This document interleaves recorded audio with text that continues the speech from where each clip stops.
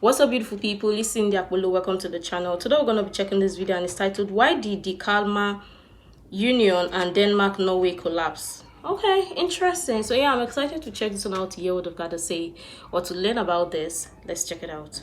Today, it's common to refer collectively to Norway, Denmark, Sweden, Finland, and even Iceland as the Scandinavian countries. Norway, Denmark, and Sweden are often referred to simply as Scandinavia for historians, echoing a time when the three kingdoms were joined as one under the Kalmar Union. Even after the Union's collapse, Denmark and Norway remained interlocked for some time, followed by a similar union between Sweden and Norway. Despite each having their own cultures and people, and now being entirely independent of each other, these three Nordic nations in particular have a curiously intertwined history. But why exactly did they end up united? What happens to the Kalmar Union that would eventually be seceded by Denmark-Norway? And why would Denmark-Norway eventually collapse?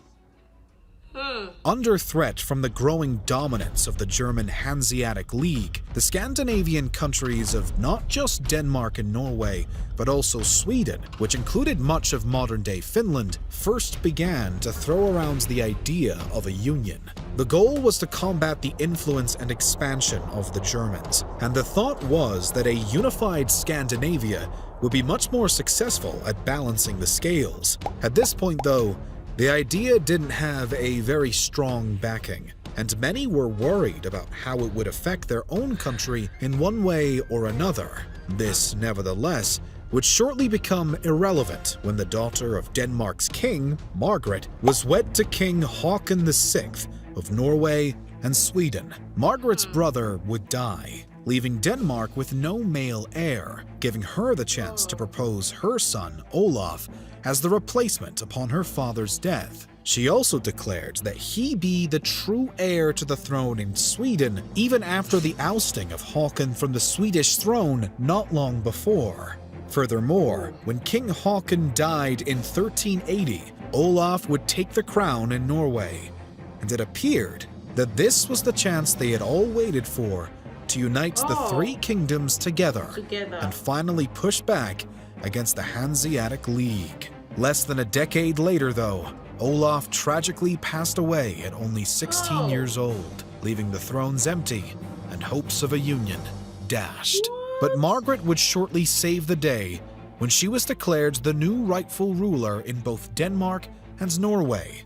And soon, the contemporary King of Sweden, who had so far been occupying the throne that the now queen felt Olaf had been destined for, got himself deposed by the Swedish nobility with Margaret's help. As a result, she was granted authority in the ousted monarch's place, at long last uniting the Scandinavian kingdoms under a single ruler. In 1396, the union became official with the publication of the Kalmar Treaty. Though each state would maintain control over its own domestic policies, foreign affairs, and economy were all overseen by the monarchy. Still, this left a certain level of autonomy within the union, and each nation remained somewhat independent while still ruled by the same crown. It seemed like a solid plan, and for a while, it worked. The Kalmar Union lasted for over a century, but just as had been the case before its formation, there were still many Scandinavians who were against the Union's existence. And in Sweden, there were far too many things to continue as they were. The Kalmar Union suffered a bloody collapse in the 16th century. After the crowning of Christian II as Sweden's king in 1520, though he had to take military action to claim the throne of the third part of the Union, a conspiracy between the monarch and Archbishop Gustav Trolle led to the massacre of 82 Swedish nobles believed to be potential rivals of the king, in a span of only 2 days.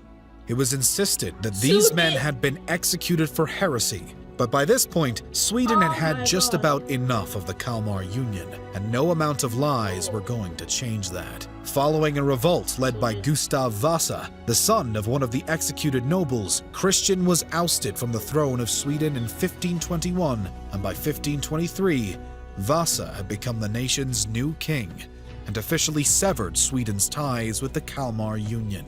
Norway too would try to break free shortly after, but Denmark's superior military put a stop to that quite quickly. But as we know now, wow, this is actually my first time coming across information like this, or even learning about the Kalmar Union, or learning to even know that Norway, Sweden, and Denmark were united to be Kalmar Union alongside Finland and Iceland as well. But this is interesting because I mean, I love learning or checking videos like this that would also give me a bit of sense of what history is and what the formation of some nations and how they came to be. But this is interesting. Let me know if you're from any of the countries, if you're from Norway, Sweden, Denmark, Finland, Iceland, and any of the countries, or you are you studied or learned about this history. Let me know what other information there is regarding the Kalmar Union, or regarding these nations breaking out and being together, or these Scandinavian nations breaking out, being together, or their formation and everything. I would really love you to share that in the comment down below. But yeah, let's go on. Quickly, but as we know now, Denmark-Norway would eventually split up. It seems that there are a few reasons why Denmark-Norway was destined for a breakup, with one leading factor likely being related to the plague of wars that the Union faced following the departure of Sweden. First came the Northern 7 Years' War, which was more or less pointless and triggered by generally petty excuses. When Denmark-Norway's King Christian III put the Swedish insignia on his coat of arms, Sweden's Erik XIV decided to respond by putting the Danish and Norwegian insignia on his own coat of arms, having viewed the acts of Christian as an attempt to claim ownership of Sweden. Tensions escalated from here until a full-blown war broke out in 1563. But when it ended 7 years later, not much had been accomplished, other than the loss of money and men. The next invasion came in 1611, when Denmark-Norway took the offensive against Sweden in the Kalmar War over trade and maritime disputes. This time, the war did secure some of Denmark-Norway's trade dominance, but it also gave Sweden a rare exemption to Denmark's sounds dues toll, which made up nearly 2/3 of the nation's state income around this time. Wars were expensive, and so were toll exemptions, but Denmark-Norway wasn't ready to stop fighting. The mid-17th century saw the Union getting involved in the Protestant versus Catholic 30 Years' War, although the Treaty of Lubeck would end Denmark-Norway's participation in 1629.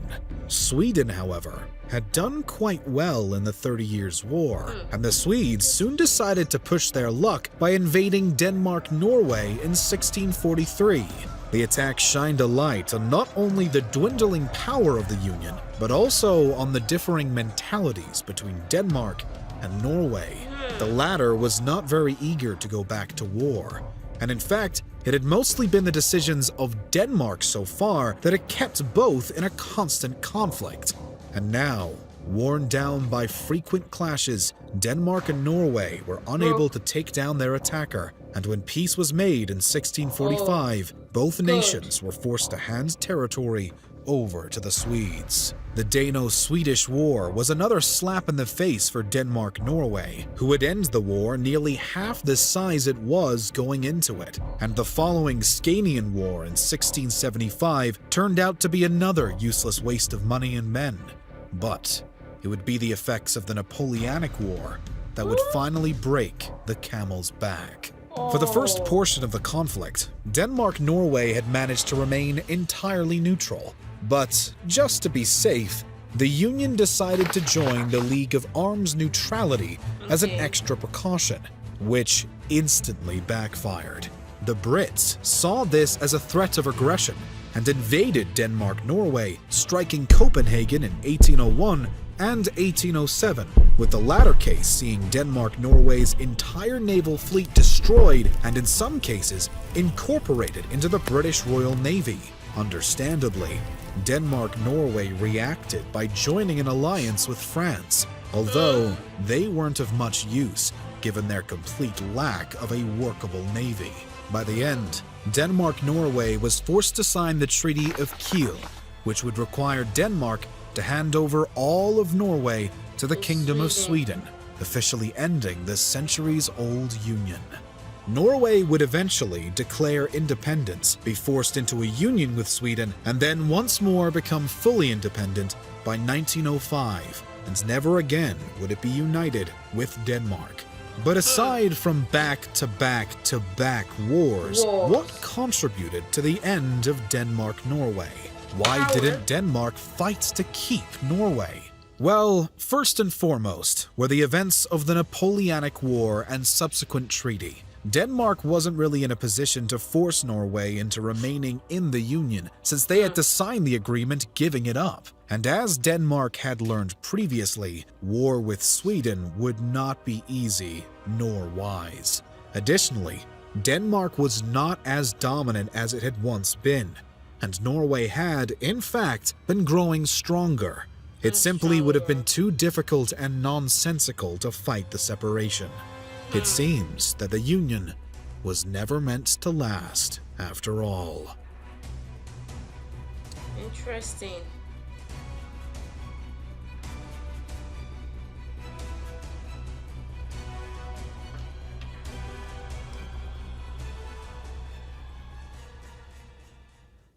Oh wow, interesting. This is actually my first time coming across any information like this, but I know that back in the day, or based on history and other historical information that I've heard, I know that they going to war is just some sort of way that lots of countries, not lots of nations, know how to, by conquering or gaining freedom or being independent and all. But this right here is interesting, and I'm also going to be doing some more finding to learn more about this. If you're Swedish, Norwegian, or from Denmark or any of the Scandinavian countries mentioned here, you can also share other information that were not also mentioned here, because I mean, this is a video, so this would just be maybe like a summary of everything, or of the events that happened. And I would also love people who are from these places or from any of these nations to share in other information, so we'll learn about this and also know more about this. But let me know what you think about this. I'm sure tons of people have interesting things to share. I really love your honest contribution. You can share the useful information you think might be really helpful. Make sure to like, comment, and subscribe and all of that stuff. And until next time, see you in the next video.